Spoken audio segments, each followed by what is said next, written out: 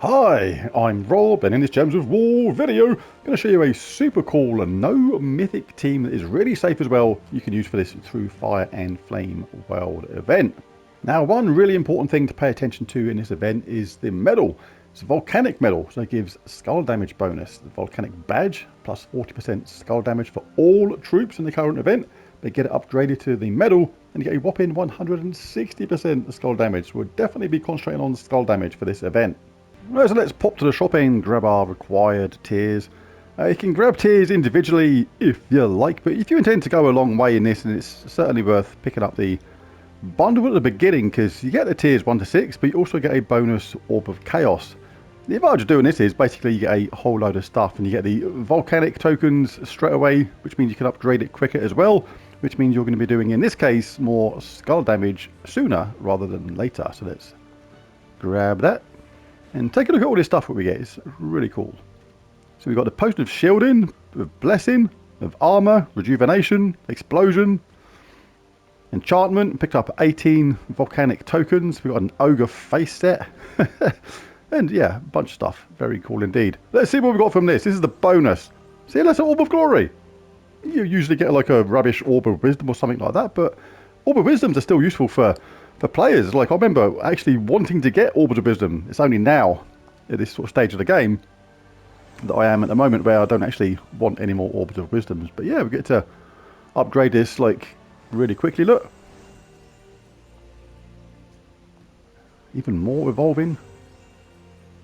2 volcanic medals. And you can combine these. These medals do stacks. This is going to be absolutely filth when we stack these.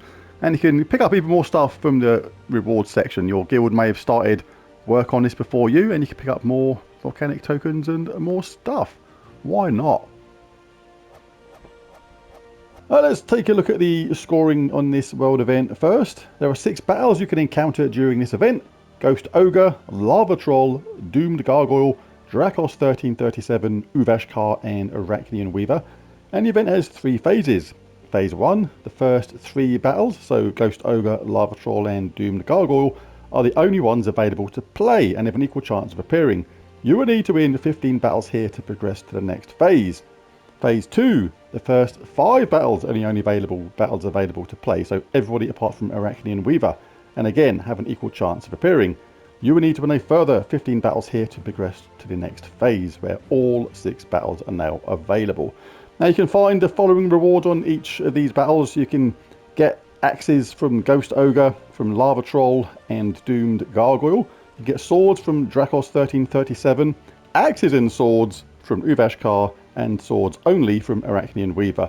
Each axe is worth 1 point and each sword is worth 5 points. And as the battles get harder, they will increase the amount of axes and swords they give by 25%. But rather than have you trying to work out axes and swords and things like that, I've simplified the point system to show what each enemy is worth. So let's take a look at the team.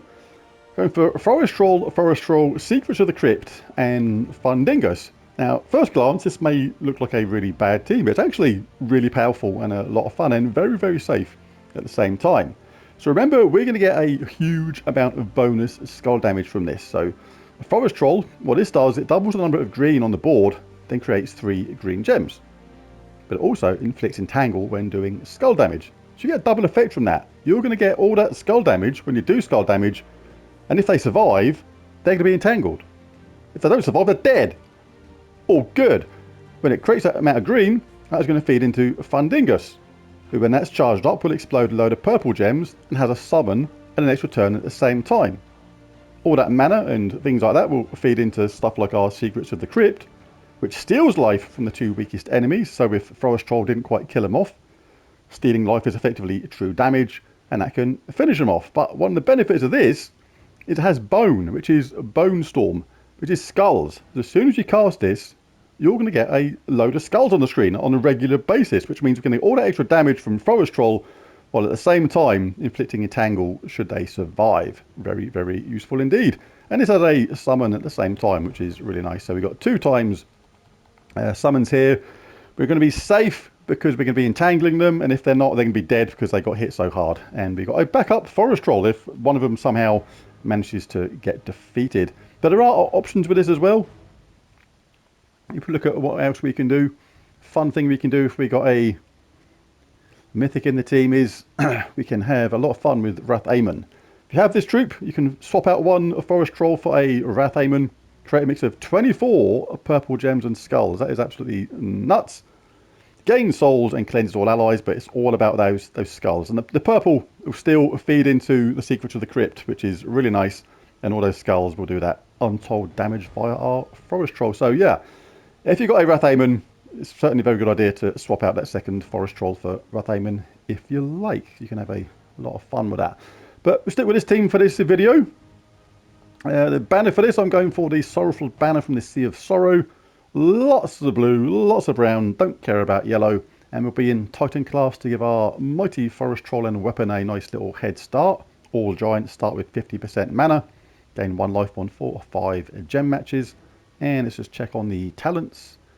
Don't really need that because we're not in first place. Don't want a random storm though. Don't really need that. Might as well have that. It's not going to really come into play, to be honest. Yeah, we'll have that instead. Stone Circle, why not? Blood and Glory, don't really want that. Don't want that. It does Storm at the start. It could be useful, I suppose. Lots of stuff for our Forest Troll. But you can have that if you like. I don't mind. It actually works really well with Rock Solid, actually. So, yeah, let's do that. Gain a barrier when matching brown gems. Stone Mastery, even more brown. Or you can go Lightning Strike if you like. That is going to be pretty useful because when our Forest Troll creates those 4 matches when it casts on the green, then we can benefit from that at the same time.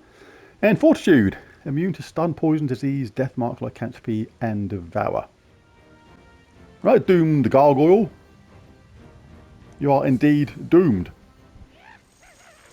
But it's your doom, not mine. Let's grab that. Weapons are ready next round anyway, so doesn't really matter.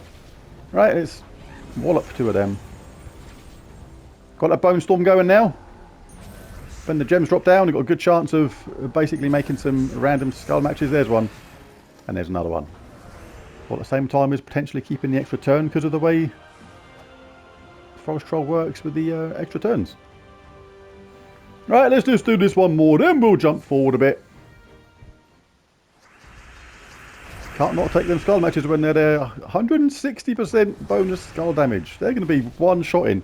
Getting one shot into Oblivion for an absolute age. The good thing about this is, even if you don't kill the enemies when you cast it like I didn't then, you start that Bone Storm off, which is so good. So handy for our team. Look, again, don't really want to collect this now. We can just cast our Forest Troll. That creates a load of skulls. Absolutely awesome stuff. Oh god, there's a bloody chipmunk come in the room.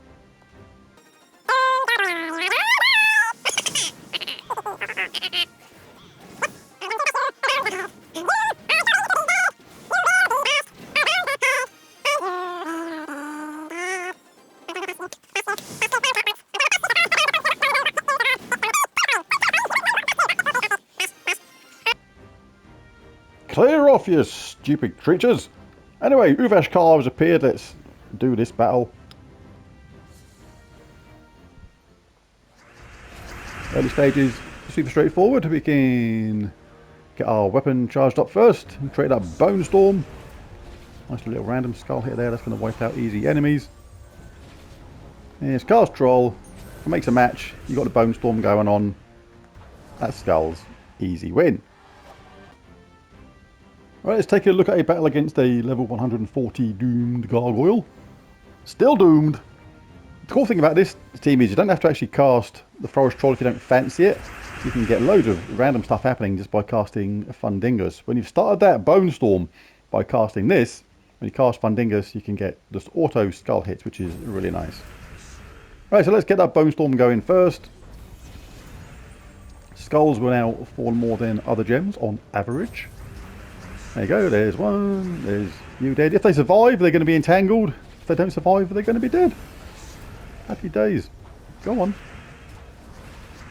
Our troll can take it. Got a 33% reduction from skull hits, so that is all good. What should we do? Let's, should we do that? Yeah, that's going to kill one of them. This is the Fundingus technique. Cast this, explode gems. Skullstorm means random hits. Easy deaths. Right, last couple of battles, let's show how this team performs on some higher level opponents. Level 257 Doomed Gargoyle here. These will be trickier as well, because some of these are going to have skull damage reduction. Let's take a quick look at that. Recognise some of them straight away. Reduce damage from skulls by 50%, so this is where you really need that kind of extra damage. Reduce damage from skulls by 20%, by 50%. So all of these have got some really heavy skull damage reduction as the levels get harder, so really nice to have that extra damage and the reliability of how quickly we get that skull damage. So let's get our Skullstorm going, really important.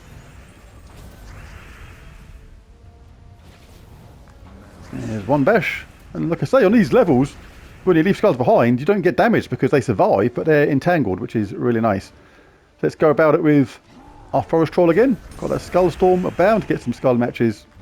Don't care if you got that 50% damage reduction or not, you ain't going to survive too long. Right, let's cast Fundingus this time. Good thing about this is you get the mana gen, you get the extra turn, because we've got those skulls dropping, or that Skullstorm, we've got a much better chance of matching some skulls. I mean, look at this lot, this is ludicrous. And we'll do it that way. They survived. Oh, they dead, so we took a bit of damage, but as soon as we hit them again, we get them entangled again. Let's go with Fundingus, because it's safer, because guaranteed extra turn. Little quick tip here, just in case it doesn't appear on the next round. If the Valraven is on a battle, in a fight, and as soon as you kill an enemy, it changes the storm to a dark storm, which is purple. You can cast this, which will reinvigorate the bone storm, which is what we want. Don't want a purple storm going in particular in this team. Yeah, you're entangled, mate. You ain't doing nothing. Here come some skulls. Let's cast Fundingus. More death.